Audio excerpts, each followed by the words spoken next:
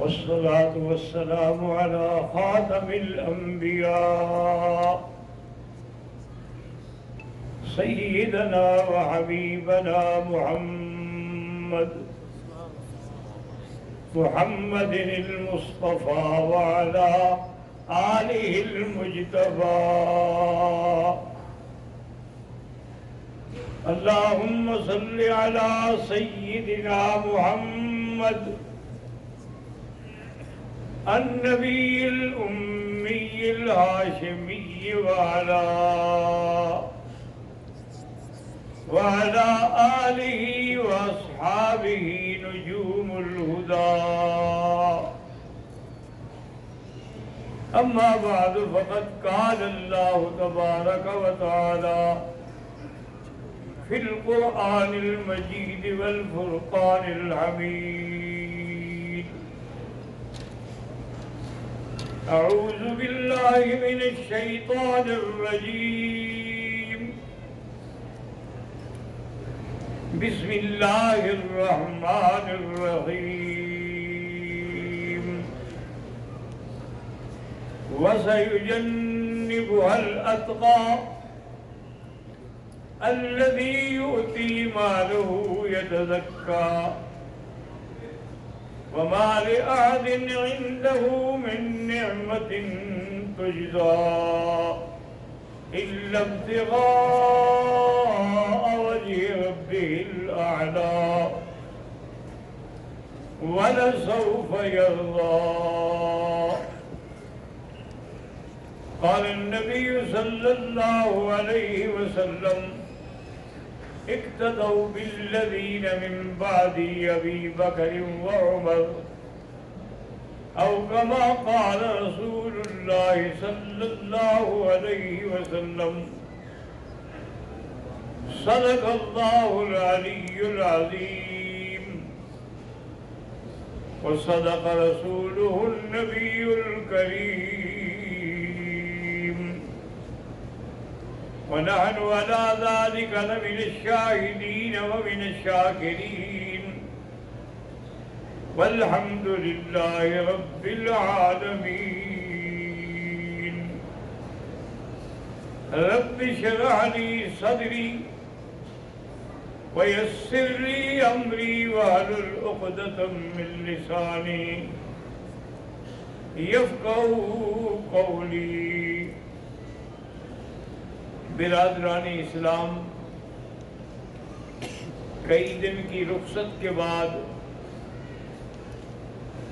آج پھر الحمدللہ درس کی ابتدا ہو رہی ہے. سابقہ دروس میں ہم نے پورے مہینہ ربیع الاول میں سیرت محمد مصطفیٰ صلی اللہ علیہ وسلم پہ بیان کیا ہے، جس میں حضور صلی اللہ علیہ وسلم کی محبت، اطاعت اور آپ کا جمال، آپ کی خاتمیت، آپ کی ابدیت، اور حضور پاک نے یہ ارشاد فرمایا تھا کہ کل امتی یدخلون الجنت الا من ابا. قالوا من ابا یا رسول اللہ؟ قال من اطاعنی فقد دخل الجنہ ومن عصانی فقد ابا، او کما قال النبی صلی اللہ علیہ وسلم. پھر حضور صلی اللہ علیہ وسلم کی خاتمیت کا بیان ہوا، پھر حضور صلی اللہ علیہ وسلم کی وفات کا بیان ہوا، اور حضور کے بعد اللہ کی مخلوق میں سب سے افضل، سب سے اتقیٰ جو ہے وہ حضرت ابو بکر ہے رضی اللہ تعالی عنہ وارضاہ. اسی لیے حافظ ابن کثیر رحمۃ اللہ علیہ نے لکھا ہے حضرت ابو بکر کے بارے میں کہ کان تقیا نقیا کریما بذالا لاموالہ فی سبیل اللہ. اور یہ بھی حضرت ابو بکر رضی اللہ تعالیٰ عنہ کی شان ہے کہ انہوں نے زمانہ جاہلیت میں بھی کبھی کفر کا کلمہ اختیار نہیں کیا، اور کبھی ایسی مجلسوں میں بھی نہیں بیٹھے جو حضور کے شان کے خلاف ہوں، اور اسی طرح لم یسجد لصنم قط، کبھی کسی بت کو بھی سجدہ نہیں کیا، یعنی زمانہ جاہلیت میں، ابھی اسلام میں نہیں لے آئے، اور نہ ہی کبھی وہ اپنے والد کے عبادت خانے میں جاتے تھے۔ ایک دن ان کو والد نے زبردستی پکڑ لیا، باپ تھا آخر، اس کا حق تھا، اور نے کہا آج ابو بکر میں تمہیں نہیں جانے دوں گا، آج تم چلو میرے ساتھ اور میرے خدا کی عبادت کرو۔ اب چپ کر کے وہ چلے گئے ساتھ۔ جب اندر گئے تو ایک بت انہوں نے بنا کے رکھا ہوا تھا، ان کے والد نے اسی کی عبادت کرتے تھے۔ یہ مکے والے جو تھے بت پرست تھے، کہ انہوں نے اللہ کے گھر میں بھی 160 بت رکھا ہوا تھا، اور کعبۃ اللہ کے باہر بھی انہوں نے بت رکھے ہوئے تھے، صفا پر بھی بت رکھے ہوئے تھے، اور مروہ پر بھی بت رکھے ہوئے تھے۔ ان کا عقیدہ یہ تھا کہ جب ہم طواف کرتے ہیں تو ان کا بھی طواف کر رہے ہیں نا، ہم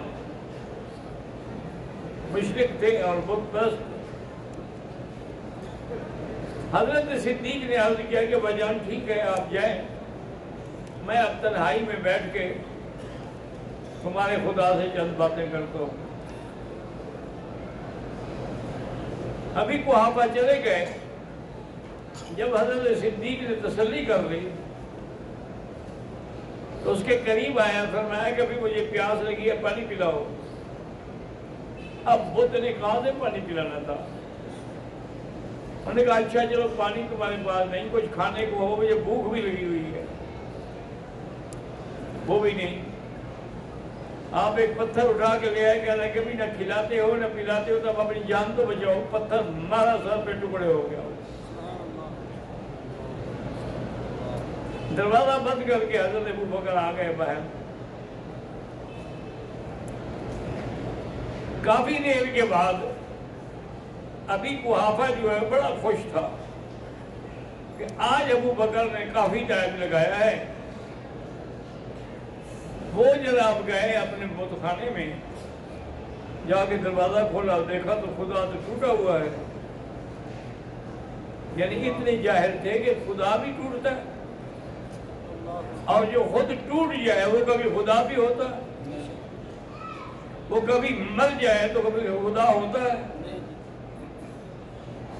بس ایک جاہلیت ہے، جو چیز دماغ میں بیٹھ جائے وہ سب نکلتی نہیں ان کے دماغ سے۔ ابھی قحافہ غصے میں آ گئے۔ حضرت ابو بکر کے ابے کا نام اصل عثمان تھا، ابھی قحافہ ان کی کنیت تھی، قریشی تھے اور بنی تیم سے تعلق تھا، 8ویں پشت میں حضور پاک سے ملتے تھے۔ واپس آئے گھر میں تو ابو بکر کی والدہ نے دیکھا کہ بھی آج ابھی قحافہ بڑے غصے میں آئے گا، کیا بات ہے؟ اس نے کہا کیا بات ہے، تمہارے بیٹے نے یہ کہا چلو عبادت نہ کرو، لیکن اس نے ہمارے خدا کی توہین کیوں کی ہے؟ تو اس نے کہا کہ بات سنو ابھی قحافہ، میرے بیٹے کو کچھ نہ کہو، انہو لشأن، میرے بیٹے کا ایک مقام ہے، میرا بیٹا میرے پیٹ میں تھا، اور میں جب وادیوں میں پہاڑیوں میں گزرتی تھی تو آواز آتی تھی کہ یا امت اللہ بالتحقیق ابشری بالولد العتیق انہو لنبی صاحب ورفیق۔ میرا بیٹا جو ہے اس کے لیے تو آوازیں آتی تھی، اور کبھی آتے تھے آواز آتی تھی کہ اسمہ فی السماء صدیق وفی الارض ابو بکر عتیق۔ تو اب کچھ ٹھنڈا ہو گیا ابھی قحافہ، غصہ تو ختم ہو گیا کہ اب میں کیا کہوں، جس کا اتنا مقام ہو کہ ابھی وہ پیٹ میں تھا اور اس کو مبارکیں مل رہی ہوں، چاہو اس قصے کو ہی چھوڑ دو۔ حضرت ابو بکر رضی اللہ تعالیٰ عنہ فرماتے ہیں کہ میں تجارت کے لیے شام چلا گیا، میں نے خواب دیکھا کہ آسمان سے چاند گرا ہے اور اس کے کئی ٹکڑے ہو گئے ہیں اور مختلف گھروں میں گرے ہیں، پھر وہ سارے ٹکڑے اکٹھے ہو کے میرے گھر میں آ گئے۔ فرماتے ہیں میں حیران تھا، یہ اس خواب کا کیا مطلب ہے؟ تو وہاں ایک عیسائی عالم رہتے تھے، راہب، میں ان کے پاس گیا، ان کو اپنا خواب سنایا۔ اس نے کہا ابو بکر، معلوم یہ ہوتا ہے کہ تم اس نبی المنتظر کا انتظار کر رہے ہو جس نے مکے میں پیدا ہونا، اور تم اس کے ساتھی بنو گے اور ان کے بعد نظام خلافت بھی تمہیں ملے گا۔ یہ دلیل ہے کہ سارے چاند کے ٹکڑے تیرے پاس آ گئے۔ کہتے ہیں، میں نے کہا ٹھیک ہے، ہوگا، مجھے کون خلیفہ بنائے گا؟ میری باپ نہیں مانتا تو مجھے خلیفہ بنائیں گے۔ کہتے ہیں کہ پھر میں تجارتی مال لے کر یمن گیا، کیونکہ مکے والے جو ہے نا، ان کے دو سفر ہوتے تھے، گرمیوں میں سردیوں میں۔ گرمیوں میں یہ شام جاتے تھے، سردیوں میں یمن جاتے تھے۔ کہتے ہیں کہ میں وہاں گیا، میں بیٹھا ہوا تھا کہ ایک آدمی آیا، وہ وہاں کا ازدی عالم تھا، بہت بڑا۔ اس نے مجھے دیکھا اور کہا السلام علیکم۔ میں نے کہا وعلیکم السلام۔ انہوں نے کہا تمہارا نام ابو بکر ہے؟ میں نے کہا ابو بکر۔ انہوں نے کہا تم مکے سے ہو؟ میں نے کہا مکے سے۔ انہوں نے کہا تم قریشی ہو؟ میں نے کہا قریشی ہوں۔ انہوں نے کہا تم بنی تیم سے ہو؟ میں نے کہا ہاں جی بنی تیم سے ہوں۔ انہوں نے کہا اب ناراض نہ ہونا، ذرا اپنے پیٹ سے کپڑا تو ہٹاؤ۔ میں نے کہا حضرت میں کیوں اپنے پیٹ سے کپڑا ہٹاؤں؟ انہوں نے کہا میری ایک علامت باقی ہے جسی انتظار میں یہاں سالوں سے پڑا ہوا ہوں، مجھے وہ دیکھنے دو، مہربانی کرو۔ وہ کہتے ہیں کہ پھر میں نے اپنا پیٹ سے کپڑا ہٹایا، اس نے میری ناف کے قریب ایک تل کا نشان دیکھا تو کہنے لگا سبحان اللہ، تم ہی وہ ابی بکر ہو جو خلیفہ بنے گا محمد مصطفیٰ صلی اللہ علیہ وآلہ آلہ وصحبہ وسلم۔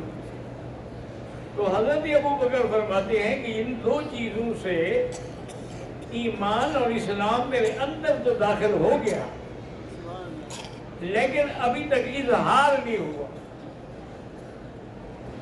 اور یاد رکھو کہ ایمان کی تعریف ہی یہی ہے جو علماء نے کتابوں میں لکھی ہے کہ التصدیق بالقلب والاقرار باللسان والعمل بالارکان۔ ایمان کہتے ہیں کہ دل میں تصدیق ہو، اگر دل میں تصدیق نہیں ہے تو وہ بھی ایمان نہیں۔ جیسے مکے کے کافر تھے، بعد میں وہ کہتے تھے ہم ایمان لے آئے، حالانکہ اندر ایمان نہیں تھا۔ اذا لقوا الذین آمنوا قالوا آمنا فإذا خلوا إلى شیاطینہم قالوا انا معکم انما نحن مستہزئون۔ کہتے ہم تو ان سے ٹھٹا مذاق کرتے ہیں، یعنی زبان میں ایمان تھا لیکن دل میں نہیں تھا۔ اور بعض ایسے ہوتے ہیں کہ دل میں تو ایمان ہے لیکن ابھی اقرار نہیں ہوا، جیسے ابو بکر ہے۔ اسی لیے علماء جانتے ہیں کہ امام بخاری رحمۃ اللہ علیہ، اللہ اس کی قبر پہ کروڑوں رحمتیں فرمائے، انہوں نے اپنی کتاب کی ابتدا جو ہے پہلی حدیث جو نقل کی ہے وہ یہ انما الاعمال بالنیات، تو ہر کام نیت کے بغیر نہیں ہوتا، اور نیت کا مقام کیا ہے؟ وہ دل ہے۔ اب تم نماز کے لیے کھڑے ہو، نیت کر، اب کوئی دیکھ تو نہیں رہا نہ کوئی سن رہا ہے۔ اور کتاب ختم کس بات پہ کی؟ کلمتان خفیفتان علی اللسان حبیبتان الی الرحمن ثقیلتان فی المیزان سبحان اللہ وبحمدہ سبحان اللہ العظیم۔ یعنی ایمان تصدیق قلب کا نام ہے، اور ارکان اور شہادت اور عمل بالارکان کا نام ہے، اس لیے حدیث اس پہ ختم کی تاکہ ایمان کی تصدیق پوری ہو جائے، مکمل ہو جائے۔ کیا تصدیق جو ہے بالقلب والاقرار باللسان والامر بالارکان. اسی لیے سیدنا معاویہ رضی اللہ تعالی عنہ یہ بڑے شان والے صحابی بنے. وہ بھی کہتے ہیں کہ میرے دل میں ایمان پہلے سے تھا، لیکن افسوس ہے کہ میں اسلام لے آیا فتح مکہ کے موقع پر. میرا ابا ابو سفیان بھی مسلمان ہوئے اور میں بھی مسلمان ہوں. اگر میں پہلے اقرار کر لیتا تو میں بھی سابقون میں ہو جاتا، لیکن اس وقت میں نے اظہار کیا تو دل میں تو ایمان تھا لیکن اظہار نہیں کیا تھا، تو لہذا وہ مسلمان اس وقت بنے جب انہوں نے اقرار کیا. اور حضور نے دعائیں کی، اللہم اللہم اہد بہ وحدہ، اللہم اجعلہ ہادیا مہتدیا وحد بہ. اور کبھی دعا فرمائی اللہم علمہ الکتاب والحساب. تو اس لیے ہمیشہ یاد رکھیں کہ حضرت ابو بکر بھی فرماتے ہیں کہ میرے دل میں تو ایمان آ گیا لیکن میں نے ابھی اقرار نہیں کیا. میں سفر سے واپس آیا تو سب سے پہلے مجھے اسلام کی دعوت حضرت عثمان نے دی. انہوں نے کہا ابو بکر مسلمان ہو جاؤ، حضور کی جماعت میں مل جاؤ، صحابیت کا شرف حاصل کر دو. ابھی ہم باتیں کر رہے تھے کہ حضور صلی اللہ علیہ وسلم تشریف لے آئے. میری طرف دیکھا اور کہا ابو بکر ابھی بھی تمہیں کلمہ پڑھنے میں اعتراض ہے؟ کتنے خواب دیکھ چکے ہو اور کتنی نشانت سن چکے ہو؟ میں نے کہا اشہد ان لا الہ الا اللہ واشہد ان محمدا عبدہ ورسولہ. حضور صلی اللہ علیہ وسلم بڑے خوش ہوئے. آپ نے فرمایا کہ ساری دنیا کو جب میں نے اسلام کی دعوت دی تو انہوں نے کوئی نہ کوئی بات کی اور کوئی نہ کوئی بات پہ اعتراض بھی کیا، کسی نے کسی بات کو بار بار بھی پوچھا، لیکن ایک ابو بکر ہے جس نے دوسری بات ہی نہیں کی. میں نے کہا اسلام لاؤ تو نے کہا لا الہ الا اللہ محمد رسول اللہ.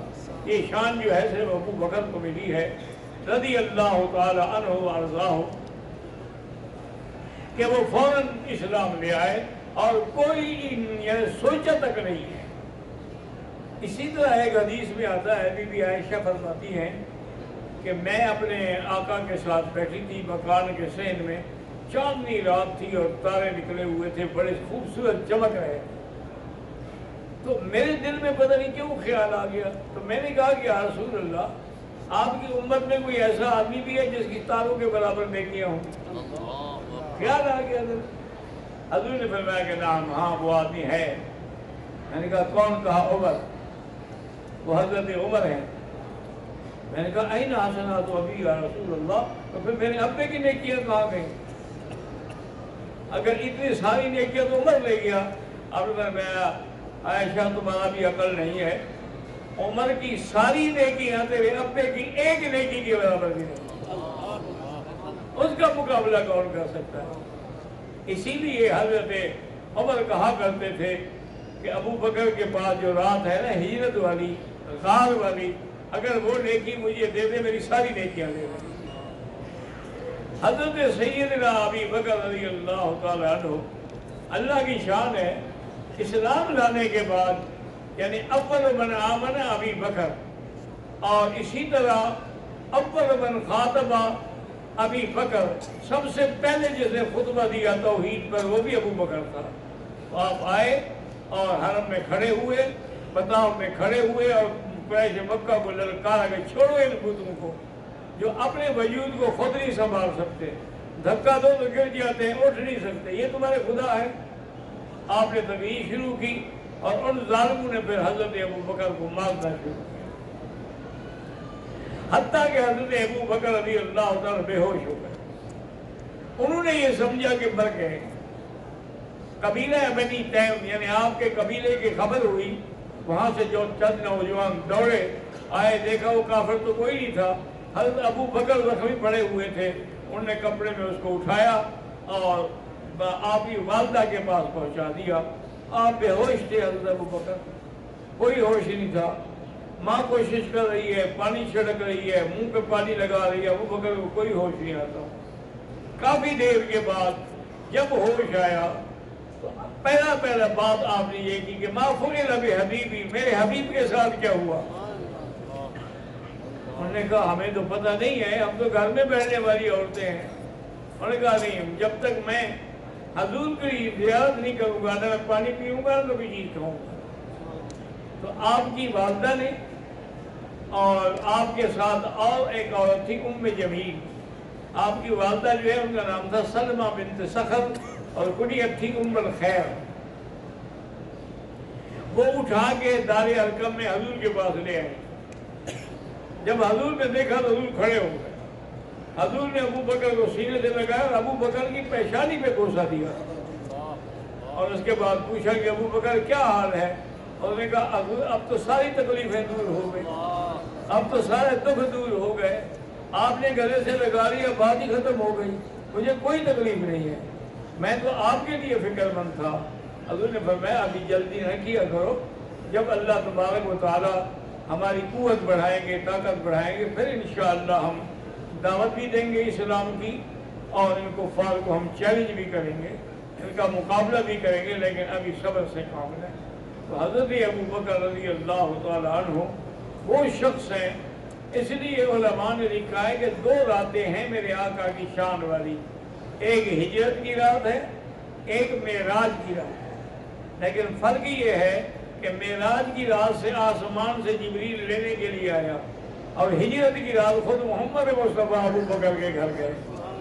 فرمایا کہ یہ فرق ہے کہ وہاں تو بلانے کے لیے فرشتے آتے ہیں، لیکن حضور ابو بکر کو بلانے کے لیے اللہ کا نبی جاتا ہے۔ حضور صلی اللہ علیہ وسلم جب آئے تو حضرت ابو بکر سے کہا کہ ابو بکر میں نے بڑی ضروری بات کرنی ہے، اپنے بچوں کو ذرا علیحدہ کر دو۔ اور نے کہا اہلو کا یا رسول اللہ، میرا اہل آپ کا اہل ہے، آپ کا راز باہر جا سکتا ہے، آپ کھل کے بات کر جو کہنا چاہتے ہیں۔ حضور نے فرمایا مجھے ہجرت کا حکم ہو گیا ہے۔ نے کہا حضرت میرے بارے میں کیا حکم ہے؟ فرمایا اللہ نے مجھے حکم دیا ہے کہ تم ابو بکر کو بھی ساتھ لے کے جاؤ، ان اللہ امرنی، اللہ کا حکم ہے۔ تو آپ نے فرمایا اچھا ٹھیک ہے۔ انہوں نے کہا حضور میں نے آپ سے بات نہیں کی، لیکن میں نے تو 6 مہینے ہو گئے خواب دیکھا تھا، میں نے تیاریاں کر رکھی ہیں، اونٹنیاں پال رکھی ہیں، اسباب سفر سارے مہیا ہیں، اب جب کہیں ہم چلنے کے لیے تیار ہیں۔ تو آپ نے پھر ہجرت کی تیاری فرمائی، اپنے بستر پہ سیدنا علی کو سلایا رضی اللہ تعالیٰ عنہ، اور اپنی چادر دی کہ میری چادر اوڑھ لو۔ حضرت علی فرماتے ہیں کہ حضور کی چادر اوڑھنے کے بعد میں ایسے ہو گیا جیسے جنت میں سو رہا ہوں، اتنا مجھے راحت مل گئی، اتنا مجھے آرام ملا، مجھے کوئی فکر ہی نہیں رہا کہ باہر تو کافر کھڑے ہیں، ہم نکلیں گے یا حضور نکلیں گے تو مار دیں گے، میں فکر ہی نہیں رہا، ہر غم ختم ہو گیا، میں سو گیا۔ حضور اور ابو بکر صدیق رضی اللہ تعالیٰ عنہ اپنے گھر سے تشریف لے گئے، زندگی باقی تو ہجرت کی بات نہیں باقی۔